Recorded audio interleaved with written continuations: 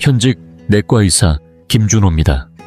오늘은 식사 후 급격히 올라가는 혈당, 이른바 혈당 스파이크를 정확히 겨냥하여 쉽게 혈당을 낮추고 안정적으로 관리하는 방법을 알려드리겠습니다. 체중 감량을 원하시는 분, 식사 후에 졸음이 심하신 분, 식욕 조절이 어려워 고민이신 분들께 이번 영상이 큰 도움이 될 것입니다. 사실 이 모든 증상의 근본 원인은 바로 식후 혈당 급상승, 즉 혈당 스파이크라고 불리는 현상입니다. 굳이 1시간씩 걸으며 만보를 채우지 않아도 단 2분만 어떤 행동을 해도 효과가 있다면 그쪽이 훨씬 반가운 방법 아닐까요? 저 역시 수년간 당뇨 전문 진료를 해온 경험을 바탕으로 말씀드리는 것이며 많은 환자분들도 이 방법이 정말 간단하다고 공감해 주셨습니다. 이번 영상을 통해 당뇨 극복에 한 걸음 더 가까이 다가가 보시길 바랍니다. 그리고 본격적으로 시작하기 전에 당신에 대해 조금 더 알고 싶습니다. 지금 이 영상을 보고 계신 당신은 몇 살이신가요? 그리고 어느 지역에서 시청 중이신가요? 댓글로 남겨주세요. 당신의 이야기를 읽는 것은 저에게 큰 기쁨이 될 것입니다. 당신이 나누어 주시는 삶의 경험 하나하나가 우리의 이 공간을 더욱 따뜻하고 가까운 곳으로 만들어 줄 거라고 믿습니다. 그럼 이제 함께 시작해 볼까요? 당신은 혹시 이렇게 생각하고 계시진 않나요? 이렇게 잠깐 몸을 움직인다고 해서 혈당이나 당화혈색소가 나아질 리 없다고.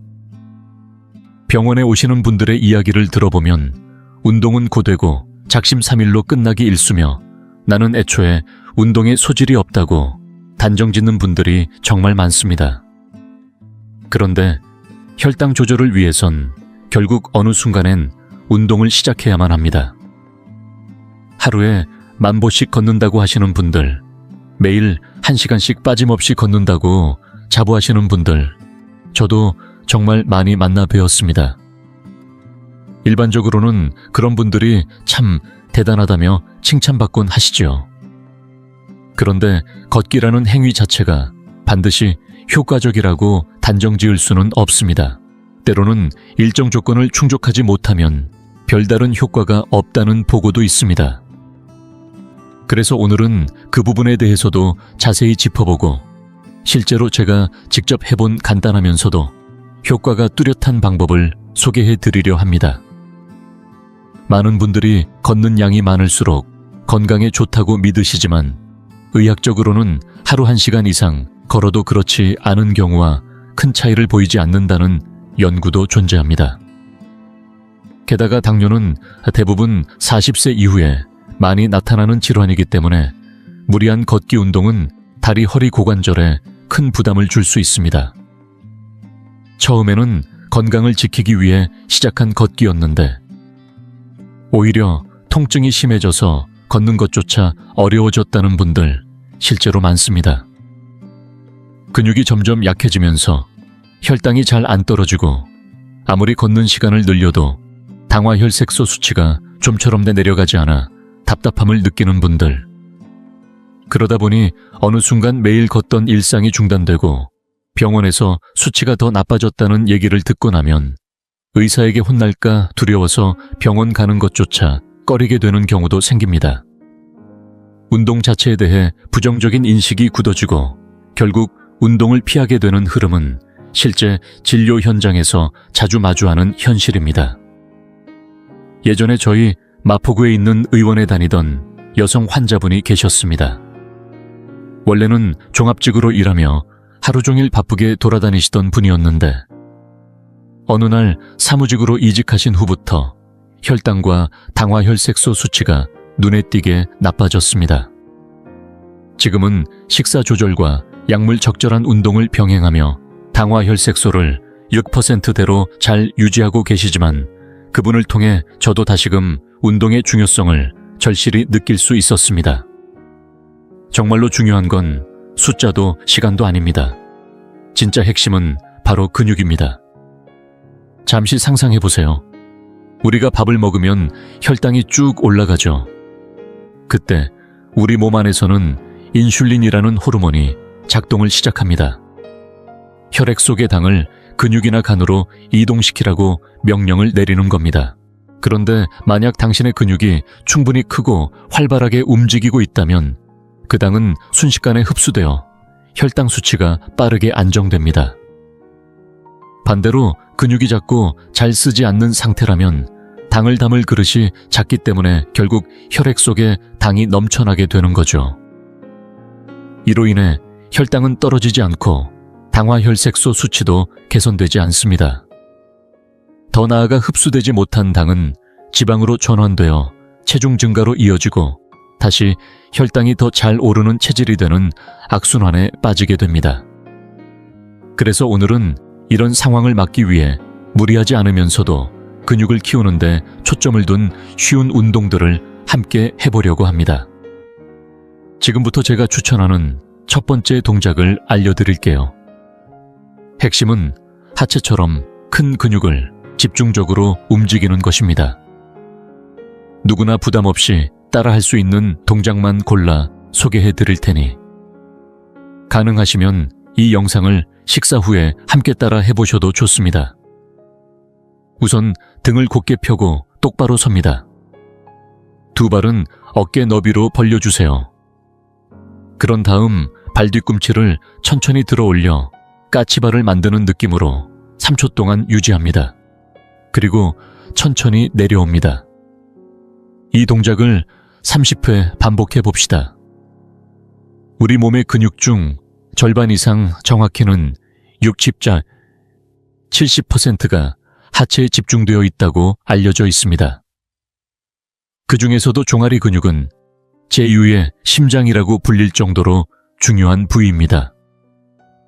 종아리를 제대로 자극해주면 온몸의 혈류순환이 좋아지고 그만큼 근육이 당을 더욱 잘 받아들이게 되어 혈당도 자연스럽게 떨어집니다. 균형 잡기가 어렵거나 넘어질까 걱정되시는 분들은 책상이나 의자의 등받이를 가볍게 짚은 채로 하셔도 괜찮습니다. 단체중을 과하게 기대면 허리에 무리가 갈 수 있으니 손끝만 살짝 올리는 느낌으로 안전하게 진행해 주세요. 혹시 다리에 쥐가 나거나 피로감이 느껴진다면 중간에 쉬셔도 전혀 문제 없습니다. 막상 해보면 30회가 꽤 길게 느껴지실 거예요. 종아리가 살짝 당기거나 아픈 듯한 느낌이 든다면 그건 운동 효과가 나타나고 있다는 증거입니다. 목표는 30회지만 처음부터 꼭 그렇게 하실 필요는 없습니다. 5회든 10회든 지금 이 자리에서 도전해보는 것 자체가 이미 훌륭한 첫걸음입니다. 하루에 10,000보를 걷는 건 생각만 해도 부담스럽죠. 그런데 딱 2분만 바깥 공기를 쐬고 오면 된다고 하면 그건 한 번쯤 해볼 만하지 않으신가요? 저도 사실 운동을 별로 좋아하지 않고 굳이 하고 싶지도 않은 사람이지만 2분쯤이라면 망설임 없이 나갈 수 있습니다. 그냥 현관을 나서서 가볍게 기지개 한번 펴고 집 근처 골목이나 직장 건물 주변을 한 바퀴 천천히 돌아보는 것만으로도 충분합니다. 이 짧은 외출이 생각보다 상쾌하고 기분 좋게 느껴지는 날이 있고 어쩌다 보면 10분, 20분씩 걷게 되는 경우도 생기더라고요. 억지로 운동해야지, 걸어야 하니까 라는 압박에서 시작하는 게 아니라는 점이 오히려 계속 해낼 수 있는 비결일지도 모릅니다.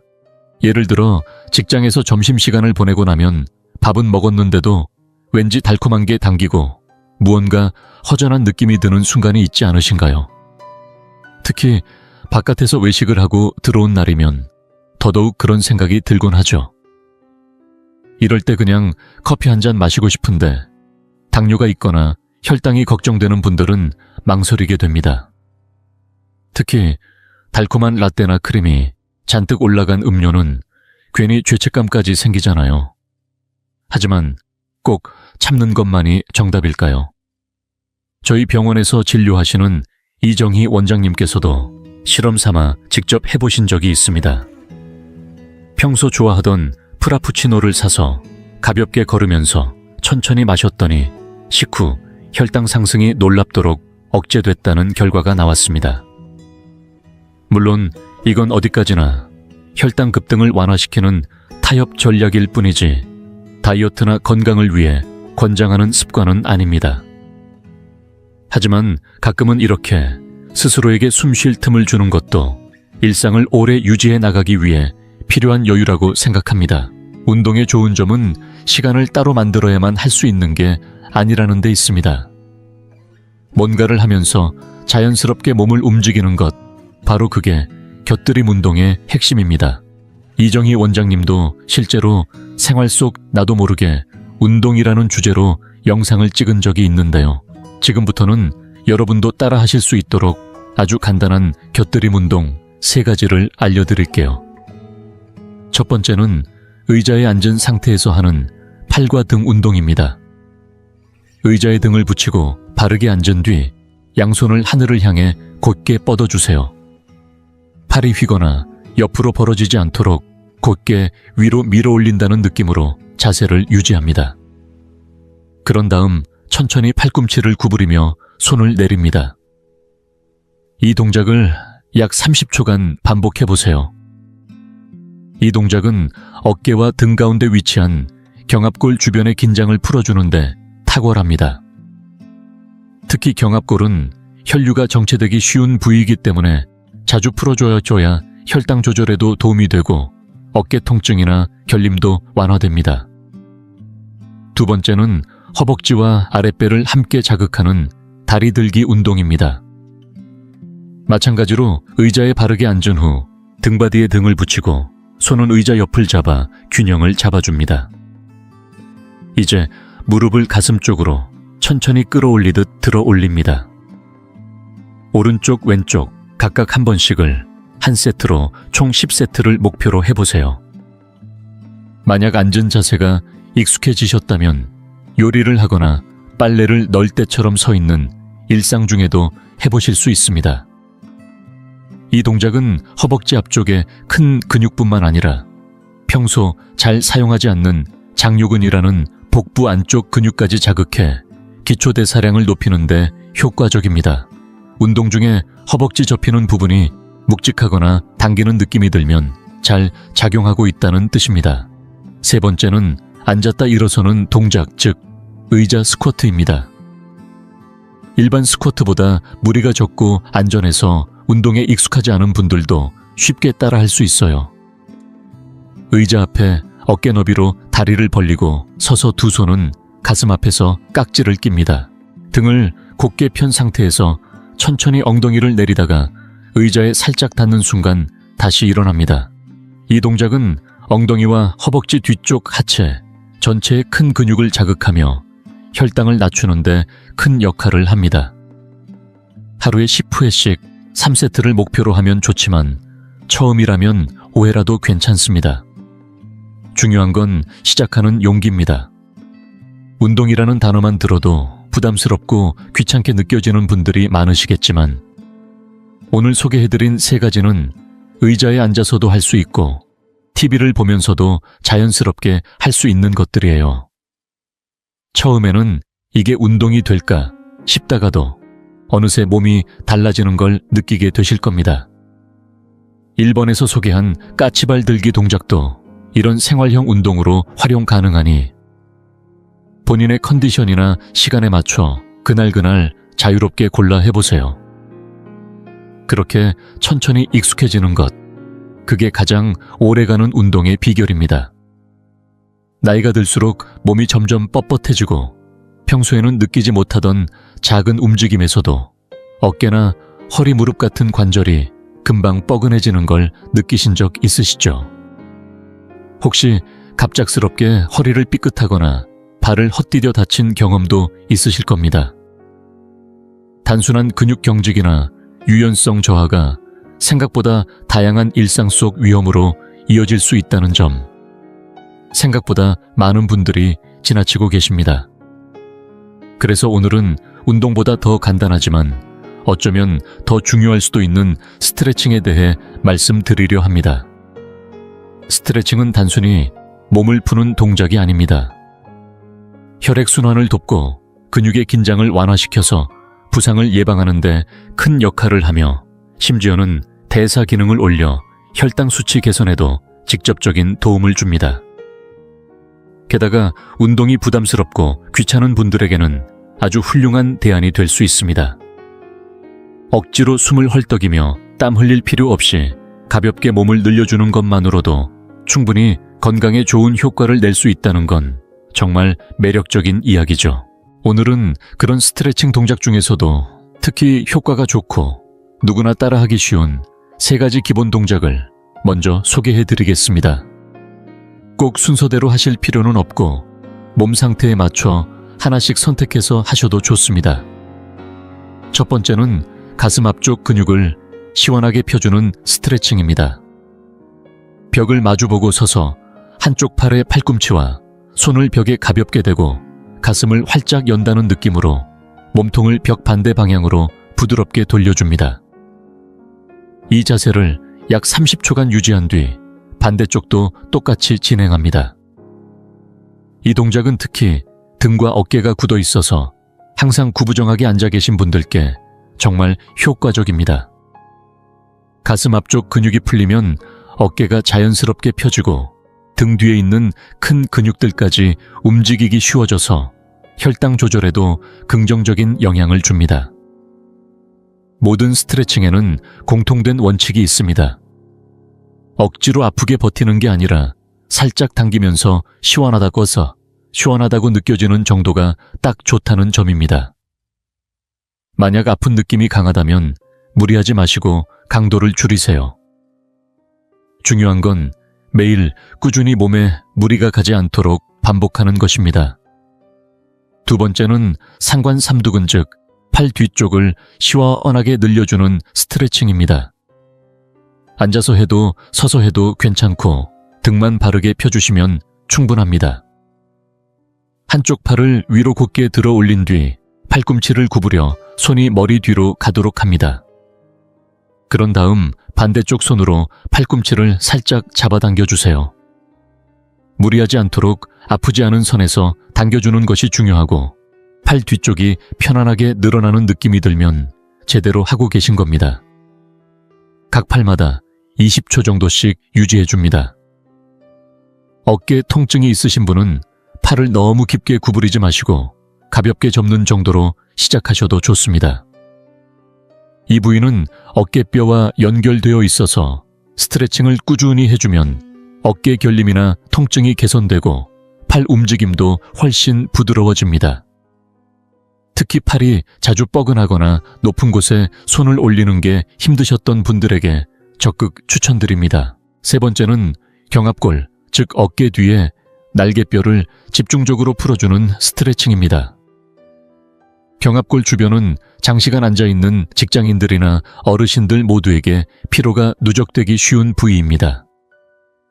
우선 한 손은 허리에 살짝 얹고 반대 손으로 팔꿈치를 감싸듯이 잡은 후 앞으로 가볍게 당겨줍니다. 등이 굽지 않도록 자세를 유지하면서 이 상태를 30초간 유지해주세요. 반대쪽도 같은 방식으로 반복합니다. 이 동작은 어깨에서부터 등 위쪽까지 시원하게 늘어나며 혈액순환을 촉진시키고 어깨 결림 완화에 탁월한 효과를 보입니다. 만약 팔이 잘 안 닿거나 당길 때 통증이 느껴지신다면 무리해서 따라하지 마시고 긴 수건이나 스트레칭 밴드를 이용해 조금 더 부드럽게 조절해 해주세요. 중요한 건 부드럽게, 그러나 꾸준히 해주는 것이며 내 몸이 어느 정도까지 허용하는지를 알아가는 과정이기도 합니다. 이처럼 단 3가지의 동작만으로도 몸은 훨씬 부드러워지고 움직일 때의 피로감이 확실히 줄어듭니다. 운동이 어렵게 느껴졌던 분들, 무언가 시작하고 싶지만 막막했던 분들께 스트레칭은 아주 좋은 출발점이 되어줄 수 있습니다.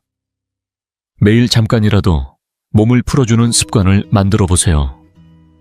혈당 조절뿐 아니라 일상 전체가 한결 가볍고 유연해질 수 있습니다. 네 번째는 허벅지 앞쪽을 깊이 늘려주는 스트레칭입니다. 낙상을 방지하기 위해 벽이나 안정된 가구에 손을 짚고 시작해주세요. 한쪽 다리를 뒤로 접어 발등을 손으로 감싸듯 잡고 발꿈치를 엉덩이 쪽으로 최대한 가깝게 붙입니다. 이 자세를 약 30초간 유지합니다. 그런 다음 반대쪽도 같은 방식으로 반복해 주세요.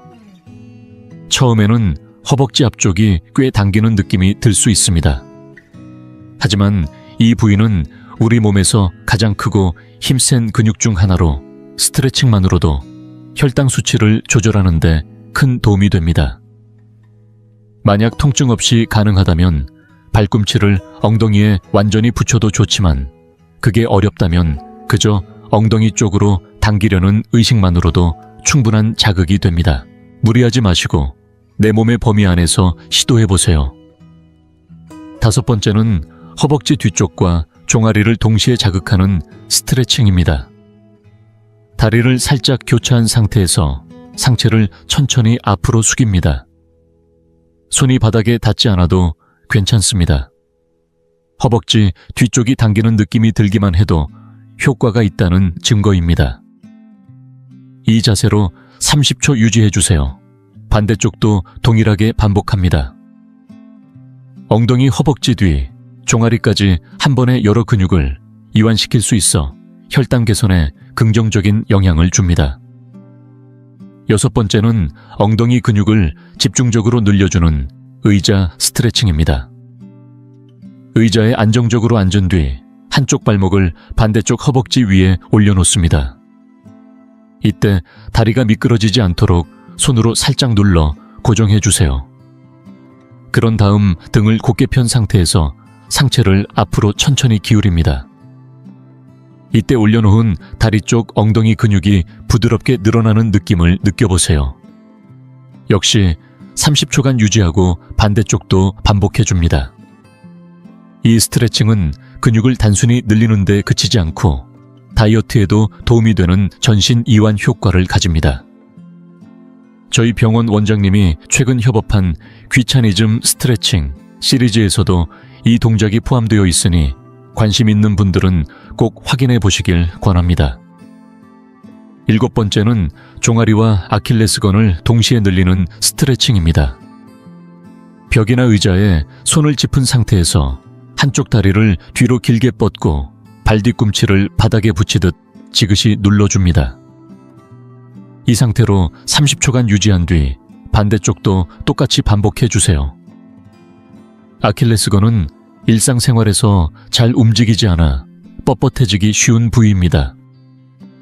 이 부분이 굳으면 혈액순환이 나빠지고 당 조절에도 영향을 줍니다.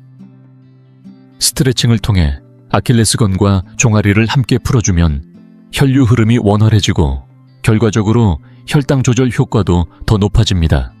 이 운동은 실제로 대한당뇨학회 등에서도 자주 언급될 만큼 효과가 입증된 방법입니다. 혈당을 조절하고 근육을 유지하는데 매우 탁월하며 특히 하체를 천천히 7초에 걸쳐 움직이는 것에는 중요한 의미가 있습니다. 사람의 근육 중 약 60-70%가 하체에 집중되어 있다고 알려져 있는데요.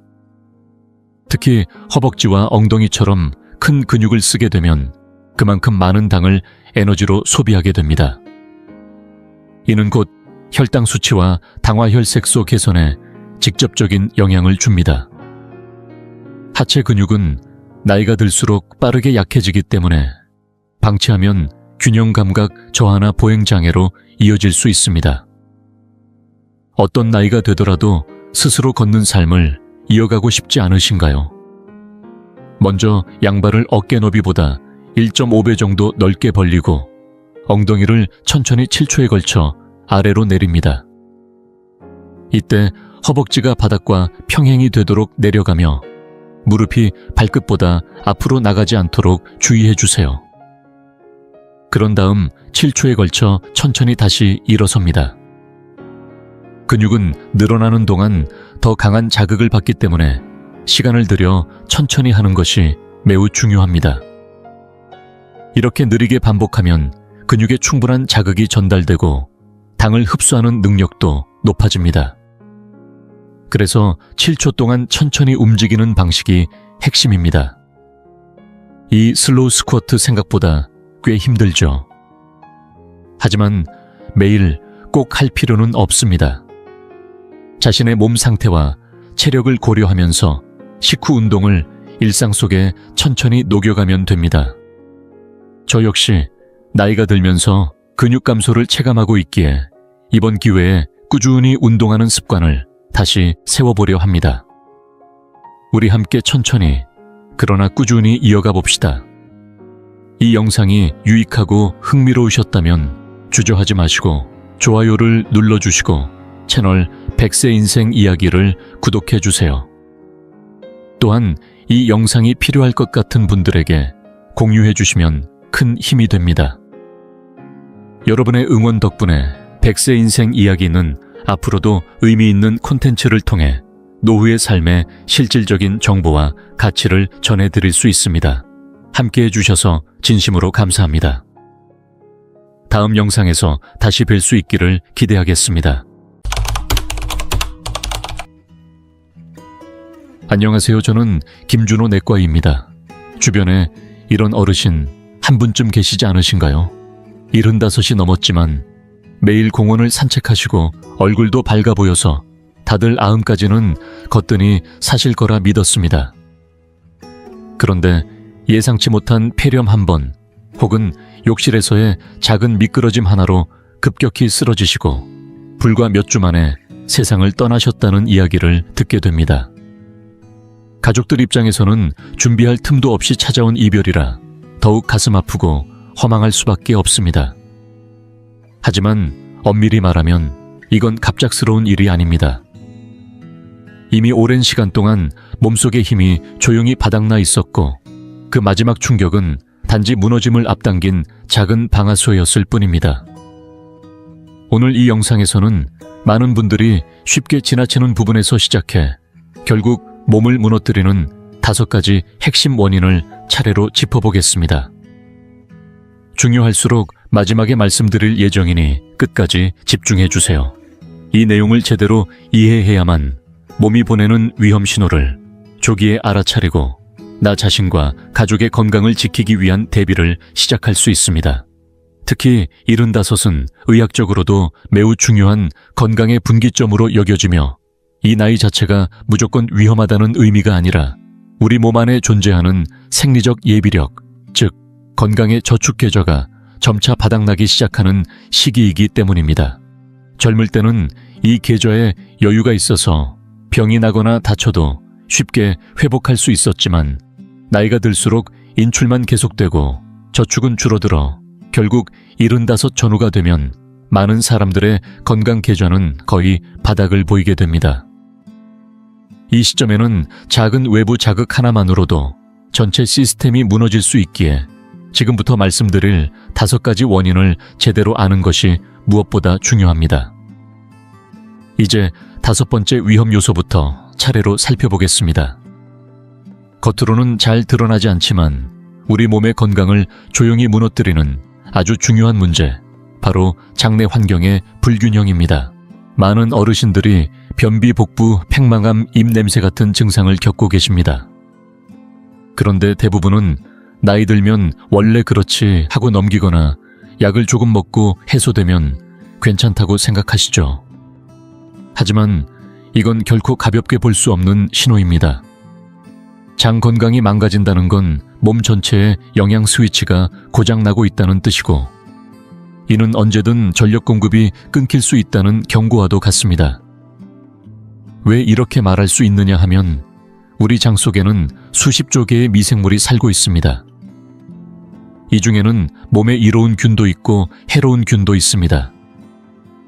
젊었을 때는 좋은 균들이 주도권을 잡고 마치 고성능 영양 공장처럼 음식 속의 비타민과 미네랄을 잘 흡수할 수 있도록 도와줍니다. 하지만 나이가 들고 식생활이 단조로워지면 해로운 균이 점점 늘어나고 좋은 균이 밀려나기 시작합니다. 그렇게 되면 2가지 심각한 문제가 생깁니다. 첫째는 영양 흡수 장애입니다. 비싸고 좋은 재료로 정성껏 차린 식사라도 장이 제대로 기능하지 못하면 대부분의 영양소가 흡수되지 못하고 그냥 몸을 통과하게 됩니다. 결국 몸은 먹어도 배고프고 기계로 치면 연료가 부족한 상태로 계속 작동하게 되는 셈이죠. 그렇게 시간이 흐르면 우리 몸의 각 기관은 하나둘씩 기능을 멈추기 시작합니다. 둘째는 뇌기능 저하입니다. 많은 분들이 모르고 계시지만 장은 제2의 뇌라고 불릴 만큼 중요한 기관입니다. 의학적으로 장뇌축이라는 말이 있을 정도로 장과 뇌는 긴밀하게 연결되어 있습니다. 장내 균형이 무너지면 해로운 균이 신경 독소를 만들어 이 통로를 통해 뇌에 영향을 줍니다. 이는 우울감, 불안감뿐만 아니라 기억력 감퇴나 치매 위험까지 높일 수 있습니다. 장 건강을 단순한 소화 문제로 치부해서는 안 되는 이유가 여기에 있습니다. 그렇다면 장을 건강하게 되돌리기 위해서는 어떻게 해야 할까요?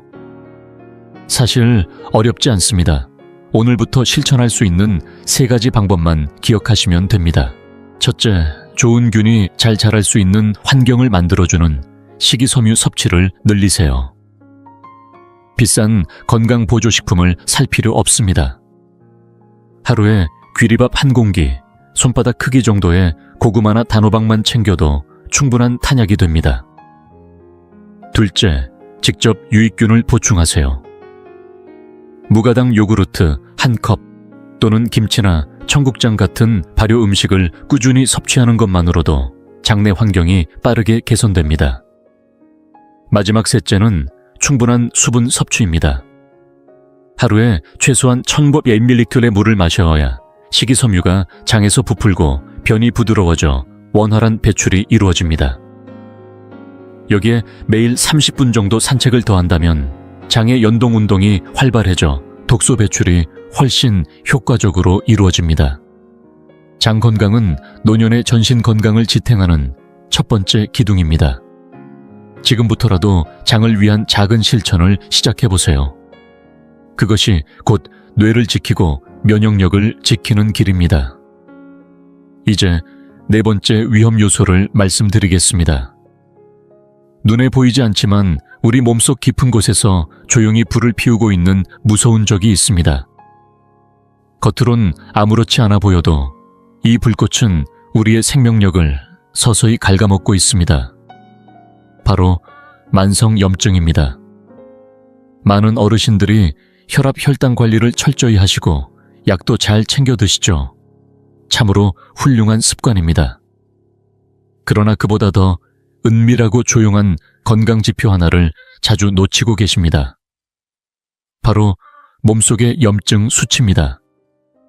의학적으로는 보통 C반응 단백질이라는 수치를 통해 확인합니다. 이 수치가 높다면 당신의 몸은 지금도 보이지 않는 불길에 지속적으로 그을리고 있다는 뜻입니다. 그렇다면 이 불씨는 어디에서 시작된 걸까요? 고혈당, 고혈압, 비만, 수면 부족, 스트레스 같은 잘 알려진 원인도 있지만 많은 분들이 간과하고 있는 아주 중요한 발화점이 하나 있습니다. 바로 입속, 특히 치주 질환입니다.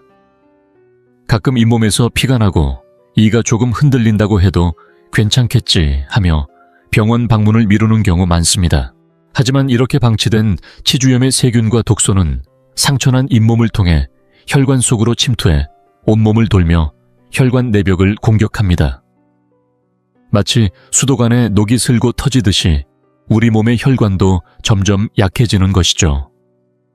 서울대병원에서 발표한 연구에 따르면 이러한 지속적인 만성염증은 동맥경화, 심장병, 뇌졸중, 심지어 여러 종류의 암과도 직접적인 관련이 있으며 수명을 평균 6년에서 8년까지 단축시킬 수 있다고 경고합니다. 다시 말해 아무런 자각도 없이 귀중한 노후의 시간이 서서히 도둑맞고 있는 것입니다. 그렇다면 이 무서운 몸속의 불을 어떻게 꺼야 할까요? 저는 4가지 실천 방법을 제안드립니다. 첫 번째는 음식을 통한 진화입니다. 블루베리나 딸기에 들어있는 안토시아닌, 브로콜리에 풍부한 설포라판, 그리고 고등어, 연어 같은 깊은 바다 생선에 포함된 오메가3 지방산은 모두 강력한 자연 한염 성분입니다. 식탁에 이들을 자주 올려주세요. 두 번째는 꾸준한 운동입니다. 매일 빠르게 걷기 30분만으로도 염증 수치를 확실히 낮출 수 있습니다. 운동은 가장 강력하고도 안전한 소염제입니다. 세 번째는 치주 질환의 조기 치료입니다. 1년에 한 번은 꼭 스케일링을 받으시고 치과에서 추가 치료가 필요하다고 하면 미루지 말고 꼭 받으세요. 입속에 불씨를 꺼야 전신 건강이 지켜집니다. 마지막 네 번째는 감정 관리입니다. 지속적인 불안과 우울은 스트레스 호르몬을 분비시켜 몸속 염증 반응을 더욱 악화시킵니다. 그러니 좋아하는 음악을 듣거나 가까운 이들과 수다를 나누는 시간도 적극적으로 가지세요. 기분이 풀리면 몸의 불도 자연스럽게 잦아듭니다. 이처럼 염증은 그냥 놔두면 커다란 병이 되어 돌아옵니다. 미리 알고 일상에서 조용히 꺼나가는 것만이 우리가 오래도록 건강하게 살 수 있는 방법입니다. 지금부터라도 몸속 불씨를 하나씩 꺼나가 보세요. 그것이 바로 긴 노년의 시작입니다. 이제 세 번째로 중요한 건강의 적에 대해 이야기해 보겠습니다. 이번 항목은 많은 어르신들의 오랜 믿음을 완전히 뒤집는 내용일 수 있습니다. 바로 영양에 대한 오해, 그 중에서도 단백질의 숨은 결핍에 대한 문제입니다. 예전 세대에서는 나이 들수록 식사는 가볍게 죽이나 된장국에 김치 데친 채소에 흰쌀밥 정도로 간소하게 먹는 것이 건강에 좋다고 여겼습니다. 부담 없고 속이 편하니 당연히 그게 정답이라 생각하셨던 거죠. 그런데 실제로는 그 식단이 우리 몸의 가장 중요한 에너지원인 단백질을 심각하게 부족하게 만들고 있다는 사실을 아는 분들은 많지 않습니다. 겉보기에 체중은 변함없고 살도 잘 찌지 않으니 괜찮다고 느끼실 수 있습니다. 하지만 유심히 살펴보면 복부는 점점 앞으로 나오고 팔다리는 점점 가늘어지며 힘이 빠지는 듯한 모습이 보일 겁니다. 이런 상태를 숨은 단백질 결핍, 즉 근감소증이라고 부릅니다. 이는 단순한 노화의 현상이 아니라 우리 몸의 단백질 은행이 바닥나고 있다는 위험한 신호입니다. 우리 몸의 모든 장기와 근육 면역세포는 단백질로 구성되어 있습니다. 그 중에서도 근육은 단순한 힘의 원천이 아니라 우리가 병을 이겨낼 수 있도록 돕는 단백질 창고 역할을 합니다. 몸에 감염이 생기거나 스트레스를 받았을 때 면역체계는 항체와 면역세포를 만들어 싸워야 하는데 이때 필요한 재료가 바로 단백질입니다. 그런데 근육이 부족한 상태에서는 이 재료가 없는 셈이니 싸움 자체가 불가능해집니다. 실제로 75세 이상 어르신들이 감기 폐렴, 요로 감염 같은 작은 병에도 쉽게 무너지는 이유 중 하나는 이 단백질 창고가 이미 텅 비어 있기 때문입니다. 근육이 줄어들면 단순히 걷는 속도가 느려지고 쉽게 넘어지는 것뿐 아니라 면역력 자체가 급격히 약해져 병이 들어도 회복이 어려워지고 삶의 활력을 잃게 됩니다. 그럼에도 불구하고 많은 분들이 여전히 노인은 많이 먹으면 안 된다, 고기보다 채소가 낫다고 믿고 계십니다. 하지만 지금 필요한 건 기름지고 자극적인 음식이 아닌 좋은 단백질을 적절히 잘 먹는 식사입니다. 그렇다면 하루에 얼마나 먹어야 할까요? 어렵지 않습니다. 저는 누구나 기억하기 쉬운 단백질 기본 공식을 소개해드리겠습니다. 바로 하나 더하기 반 더하기 한 덩이입니다. 첫째, 계란 1개, 약 6g의 단백질이 들어있습니다. 둘째, 우유나 무가당 두유 1컵, 약 7, 8g. 셋째, 손바닥 절반 크기의 두부 1조각, 약 10g. 마지막으로 손바닥 크기의 생선살 또는 껍질을 제거한 닭가슴살 1덩이. 여기서 약 2입이 25g이 확보됩니다. 이렇게만 챙겨도 하루 50g 정도의 양질의 단백질을 손쉽게 채울 수 있습니다. 이는 일반 성인의 최소 필요량을 충분히 충족하는 수준입니다. 이제는 좋은 건 자식에게 양보해야지 라는 생각보다 내 건강을 챙기는 것이 자식에게 가장 큰 배려라는 인식으로 바뀌어야 합니다. 본인의 건강이 무너지면 결국 가장 큰 걱정을 안고 가는 건 가족이기 때문입니다. 내 몸을 아끼는 일, 그것이야말로 남은 인생을 존엄하게 살아가는 첫걸음입니다. 오늘부터 단백질을 의식적으로 챙기고 몸속의 근육 은행을 다시 채워주세요. 그래야 병에도 강하고 삶에도 강한 진짜 건강한 노년을 이어갈 수 있습니다. 이제 두 번째로 중요한 위험 요소를 말씀드릴 차례입니다. 이 부분은 단순한 질병의 문제가 아니라 우리 몸 전체의 시스템이 근본적으로 약해지고 있다는 뜻에서 매우 중요합니다. 쉽게 말해 몸의 예비 전력, 즉 장기들의 에너지가 고갈되기 시작했다는 신호입니다. 아무리 겉보기엔 멀쩡해 보여도 안에서는 이미 여러 기관이 힘겹게 버티고 있을 수 있습니다. 제가 자주 드리는 비유가 있습니다. 우리의 심장과 신장 같은 주요 장기는 스마트폰의 배터리와 같습니다. 젊었을 땐 이 배터리가 늘 100% 충전돼 있었고 혹시 모를 소모를 대비해 거대한 보조 배터리도 따로 갖고 있었죠. 이것이 바로 생리적 예비력 우리 몸이 갖고 있는 숨은 회복력입니다. 예를 들어 밤을 새거나 감기에 걸렸어도 몸 안에 남은 예비 전력 덕분에 금세 회복할 수 있었던 것입니다. 하지만 나이가 들면서 상황은 달라집니다.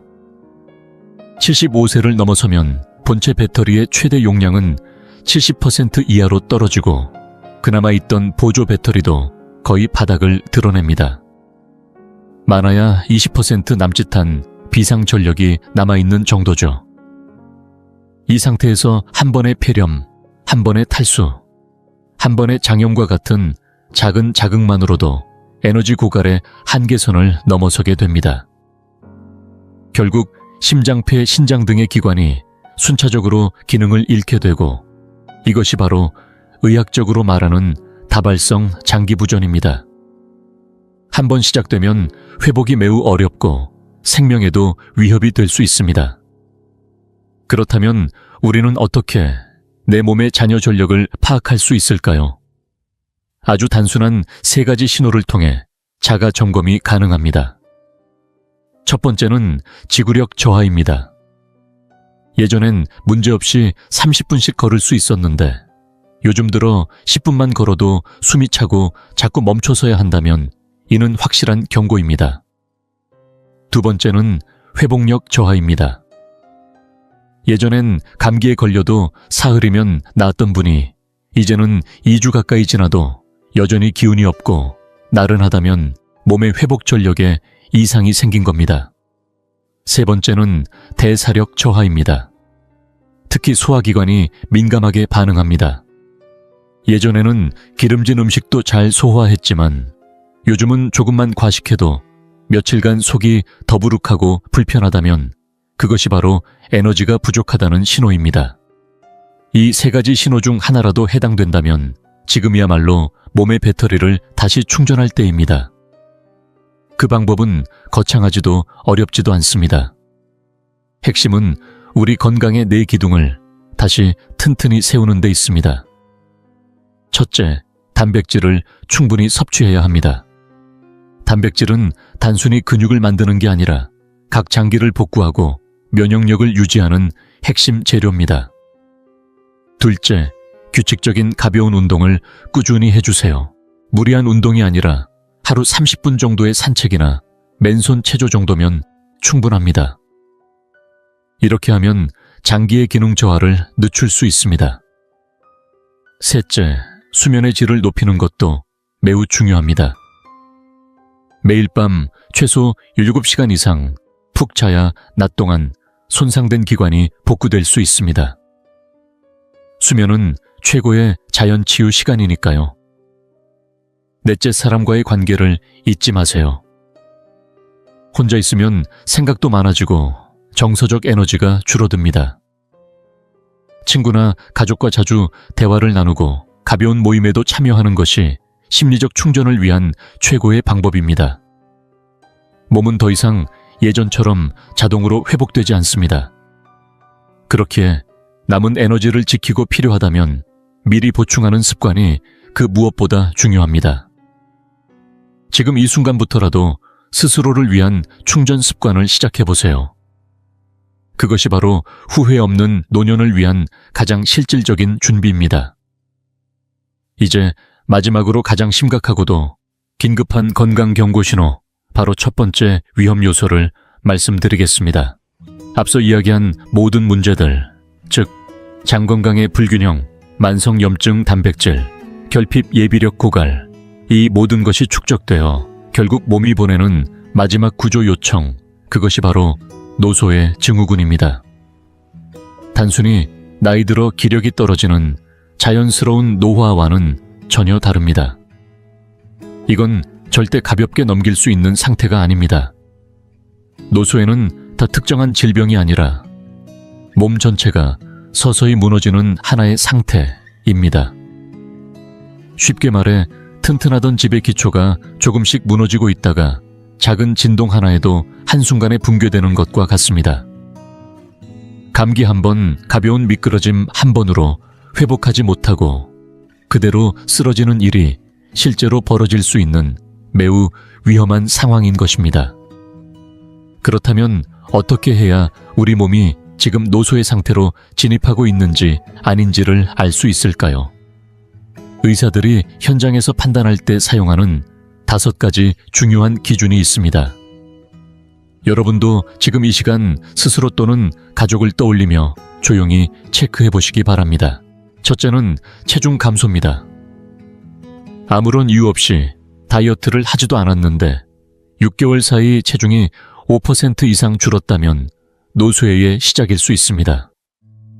예를 들어 몸무게가 60kg인 분이 3kg 이상 빠졌다면 반드시 주의하셔야 합니다. 둘째는 악력 약화입니다. 예전에는 어렵지 않게 열 수 있었던 병뚜껑이나 음식 용기가 요즘 들어서는 힘을 줘도 잘 열리지 않는다면 손의 근력이 눈에 띄게 약해졌다는 신호입니다. 악력은 단순한 손힘이 아니라 전신 근력의 대표 지표입니다. 셋째는 보행 속도 저하입니다. 거실에 약 3m에서 4m 정도의 직선 거리를 정하고 걸어보세요. 초시계로 시간을 재봤을 때 초당 0.8m 이하로 걷고 있다면 이는 이미 걸음의 기능이 떨어지고 있다는 뜻입니다. 넷째는 일어서기 어려움입니다. 의자에 앉은 상태에서 손을 사용하지 않고 자연스럽게 일어설 수 있나요? 만약 책상이나 팔걸이를 짚어야만 일어날 수 있다면 하지 근육이 급격히 약해졌다는 강력한 신호입니다. 다섯째는 지속적인 무기력감입니다. 가끔 피곤한 것이 아니라 일상적으로 어떤 일을 하든 기운이 없고 아무 의욕도 들지 않는 상태가 계속된다면 몸과 마음의 활력이 함께 꺼지고 있다는 신호입니다. 이 5가지 항목 중 하나나 2개에 해당된다면 노소의 전 단계, 3가지 이상이면 노소의 증후군에 이미 진입했다고 볼 수 있습니다. 이 단계에 도달하면 면역력과 회복력은 극도로 떨어지고 작은 감염조차 감당하지 못해 몸 전체가 급격히 무너지게 됩니다. 이 시점에서 가장 위험한 착각은 이 정도면 그냥 나이 들어서 그런 거지 라며 넘기는 것입니다. 절대 그렇지 않습니다. 노소의 증후군은 방치하면 회복이 어렵고 조기 개입하면 막을 수 있는 위기입니다. 따라서 이 증상이 의심된다면 하루라도 빨리 의사와 상담하고 정확한 건강평가와 영양중재를 받아야 합니다.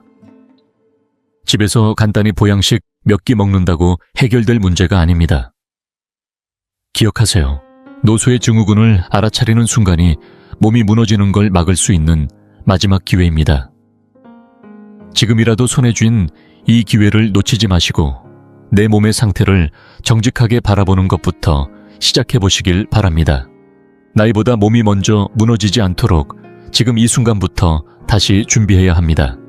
이제 앞서 말씀드린 5가지 주요 건강 파괴 요인을 마무리하면서 우리가 일상 속에서 무심코 반복하고 있는 건강을 세는 습관들을 다시 한번 짚어보겠습니다.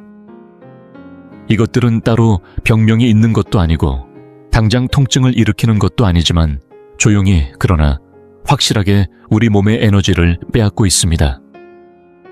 잘못된 생활 습관은 나도 모르는 사이에 우리의 생리적 예비력을 고갈시키고 노쇠를 앞당깁니다. 첫 번째는 물 부족입니다. 나이가 들면 갈증 신호를 느끼는 감각이 무뎌지기 때문에 하루 종일 물을 거의 마시지 않고 지내는 어르신들도 많습니다. 그러나 우리 몸에서 수분이 부족하면 혈액은 끈적해지고 혈전이 생길 가능성이 높아지며 장 운동이 느려져 변비가 악화됩니다. 신장은 노폐물을 걸러내지 못해 부담을 안게 되고요. 하루에 물을 최소 1500ml는 마셔야 합니다. 매번 챙기기 어렵다면 물병의 시간대별로 눈금을 표시하거나 알람을 설정해두는 것도 좋은 방법입니다. 두 번째는 운동의 양극화입니다. 한쪽은 하루 종일 거의 움직이지 않는 경우입니다. 장시간 앉아있는 생활은 근육과 장기의 기능을 빠르게 쇠퇴시키는 지름길입니다.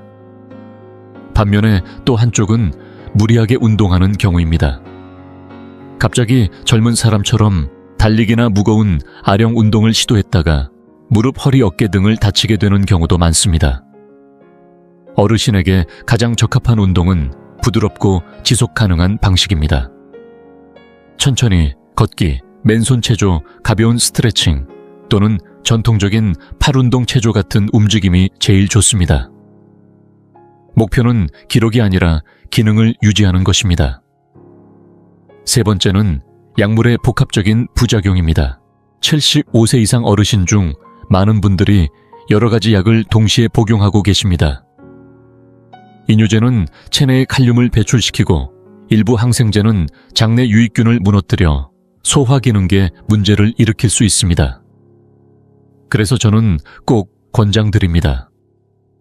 최소 1년에 한 번은 복용 중인 약 전체를 들고 주치의나 약사와 상담을 하셔야 합니다. 꼭 필요한 약만 남기고 부작용을 줄일 수 있는 조절이 필요하며 상황에 따라 부족한 영양소도 함께 보충해 주어야 합니다. 네 번째는 잘못된 식습관입니다. 여기엔 크게 3가지 함정이 숨어 있습니다. 하나, 오래된 습관대로 나물이나 찬밥만 계속 먹는 것. 이런 음식은 영양이 빠져 있을 뿐 아니라 자주 데워 먹으면 발암성 물질이 생길 수도 있습니다. 둘, 김치, 젓갈, 장아찌처럼 염분이 지나치게 많은 음식을 과도하게 섭취하는 것. 이는 혈압과 신장에 큰 부담을 줍니다. 셋, 간단하게 끼니를 때운다고 죽이나 국에만 의존하는 식사를 반복하는 경우. 이로 인해 단백질과 필수 영양소가 심각하게 부족해집니다. 다섯 번째, 그리고 마지막은 마음과 사람의 부재입니다. 연구에 따르면 외로움은 비만보다도 사망 위험을 높이는 요인입니다. 장기간의 고립감은 스트레스 호르몬을 증가시키고 면역력을 약화시키며 우울감과 함께 순환기계 질환의 위험을 높입니다. 따라서 어르신들에게는 심리적인 영향도 음식만큼이나 중요합니다. 가까운 동네 복지관의 프로그램에 참여하거나 영상통화나 전화로 자주 안부를 나누는 것만으로도 몸과 마음이 훨씬 건강해질 수 있습니다. 이제 오늘 말씀드린 모든 내용을 간단히 정리해 보겠습니다. 75세 이후에 건강이 갑자기 무너지는 이유는 단 하나의 사건이 아닙니다.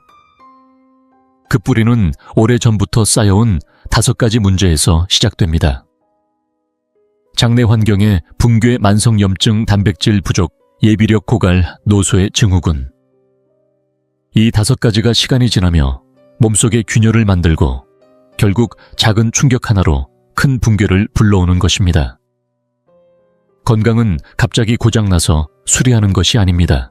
매일매일의 작은 습관이 건강 통장에 예비 전력을 차곡차곡 쌓는 일입니다. 오늘 제가 드린 이야기는 단지 이론이 아닙니다. 한 끼 식사에 계란 하나 더 얻는 것, 하루에 물 한 잔 더 마시는 것, 가족과 함께 10분만 더 걷는 것, 또는 사랑하는 사람에게 안부 전화 한 통 더 하는 것. 이 작고도 사소한 실천들이 모여 당신의 노후가 90세까지도 당당하게 유지될 수 있는 기반이 됩니다. 저는 서울 마포구에서 진료 중인 내과 전문의 정명호입니다. 오늘의 이야기가 여러분의 삶에 작은 전환점이 되었기를 진심으로 바랍니다. 이 영상이 도움이 되셨다면 좋아요와 구독 눌러주시고 가족이나 지인에게도 함께 공유해주세요. 건강하고 활기찬 100세 인생, 우리 모두 함께 준비합시다. 다음 영상에서 또 뵙겠습니다.